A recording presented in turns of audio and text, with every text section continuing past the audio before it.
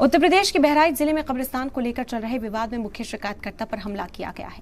कैसरगंज थाना इलाके के वेराकाटी गांव के रहने वाले स्टेट बैंक ऑफ इंडिया के बिजनेस कॉरेस्पॉन्डेंट ऑपरेटर मोहम्मद सलाम पर देर रात कुछ बदमाशों ने हमला कर दिया। परिवार वालों के मुताबिक मोहम्मद सलाम बुधवार रात कोटवा मस्जिद से तरावी की नमाज पढ़कर अपने साथियों के साथ घर लौट रहे थे। रास्ते में पहले से घात लगाए हमलावरों ने उन पर हमला किया। इल्जाम है कि हमलावरों ने पहले गोलियां चलाई और फिर धारदार हथियार से उन पर हमला कर दिया, जिससे वो गंभीर रूप से जख्मी हो गए।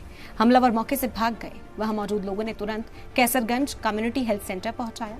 दरअसल मोहम्मद सलाम गांव में कब्रिस्तान की जमीन पर कथित गैर कानूनी कब्जे से जुड़े एक झगड़े में मुख्य वादी थे।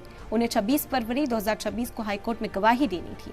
उनके परिवार का इल्जाम है कि दूसरी पार्टी ने उन्हें गवाही देने से रोकने के लिए हमला कराया। परिवार का कहना है कि उन्हें पहले भी धमकियां मिली, लेकिन प्रशासन ने पूरी सुरक्षा नहीं दी। घटना के बाद से इलाके में तनाव और दहशत का माहौल है। गाँव वालों का कहना है कि हमला सोची समझी साजिश थी। मोहम्मद सलाम का अभी इलाज चल रहा है और उनकी हालत गंभीर बताई जा रही है।